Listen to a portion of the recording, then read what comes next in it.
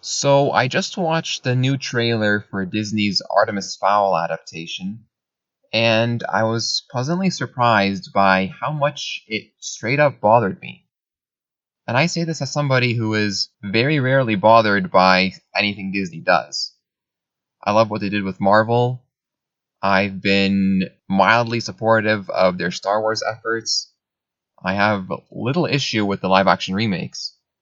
But as an Artemis Fowl fan for many years, ever since childhood, this struck a wrong chord, and I'm not very impressed, honestly.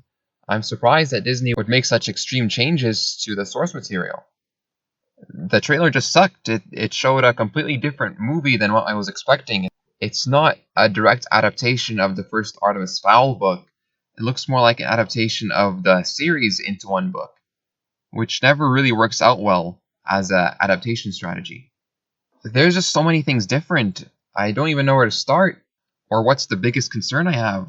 Well, first of all, Artemis is the good guy here, whereas in the book this movie is supposed to be based off of, he's a villain. He's a straight up villain, a kid villain, which is why I think Disney made the changes that they made because they don't like the optics of that. But at the same time, that's also one of the things that made the books so unique. You have an amoral kid villain who's motivated by greed, pretty much. He kidnaps the fairy, Holly, so he can hold her for ransom and grow his family's fortune.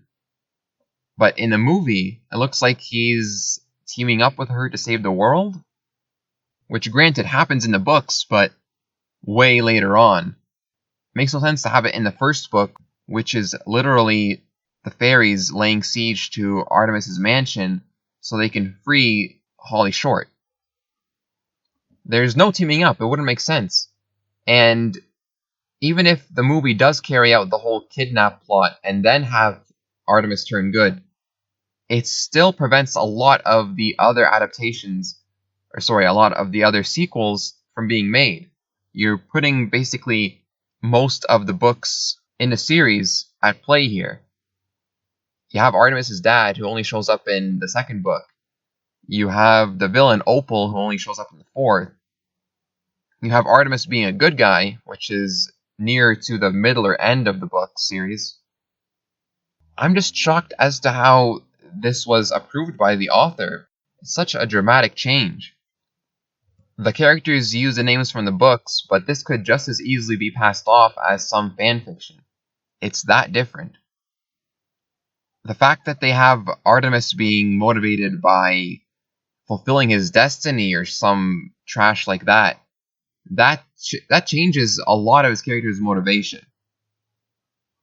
And the fact that in the movie it looks like his dad leads him to the fairies instead of Artemis figuring out for himself, that takes a lot of the edge off the supposed boy genius. Evil boy genius. He did it all so he could enrich himself and his family, but in the adaptation, it's more like he's the only guy who can save the world or something. It's all very generic. You can see the whole good guy thing really hurts Artemis's character, and he has to be shown things. He doesn't figure them out. The joy of reading the book was Artemis was always one step ahead of everyone else. He was an arrogant, smart, rich prick, pretty much. Yet the movie shows him as a wide-eyed Will Smith in Men in Black wannabe, being shown the secret world of fairies and going on this crazy adventure to save the world.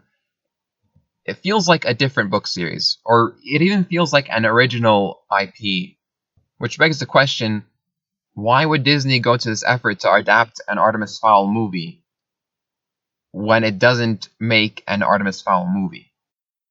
This is a movie that's taken almost 20 years to make, and it's way past the point where Artemis Fowl is actually a popular series. Granted, even if this bombs, no one's gonna really care. The book series' popularity has mostly passed, which is why I suspect Disney felt that they could make the changes.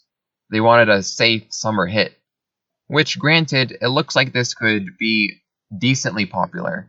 I'm not holding out much hope for it. But who knows, maybe it is gonna end up a better movie. than the trailer shows it off as. Maybe this is a marketing flaw. But most likely it's just going to be another disappointing Disney live-action movie. Similar to A Wrinkle in Time, John Carter, The Lone Ranger. There's a long history of them. And Disney doesn't seem to be able to find success with these live-action ventures. Which is weird because they do so good with Marvel and Star Wars, and animation and Pixar, but with actual live-action in-house adaptations, they don't really seem to know how to work with the material. In the case of Artemis Fowl, the obvious reason is that they're restricted. There must be some creative boundaries. I know Disney likes to keep a safe handle on its image. All I can say is, Disney can get away with this kind of disappointing production as long as they have live-action remakes to kind of balance them out. But that's not always going to work. Once they have the big movies remade, and most of them already have been, making movies like Artemis Fowl is going to start to hurt. Because these are not going to make Lion King or Aladdin level box office grosses. Artemis Fowl could have been Harry Potter level. Okay, well, maybe not that much. But it could have been a decently popular film series. But unfortunately, Disney seems to have made it with the vision of being just one. Otherwise, they wouldn't have combined so many book elements into one movie.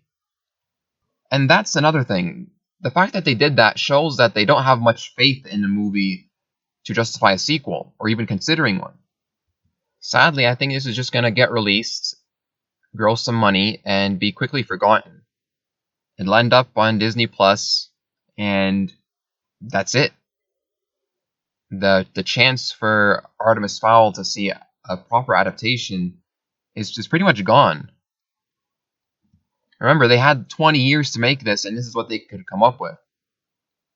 I'm as big a Disney fan as anyone, but given what they've shown us already, I would have preferred another studio to have taken a shot at Artemis Fowl, because this adaptation is definitely not representative of how unique and enjoyable the first book in the series was. Well, that's how I feel about that. Maybe I'm being too hard on the trailer. Do let me know your opinion on it. I'm curious to see what other fans think, even though I'm sure I'm in the majority opinion when I say this is not going to be worth a watch. I'll watch it anyway, though. That's all I have for now. Have a swell day, and I'll see you later.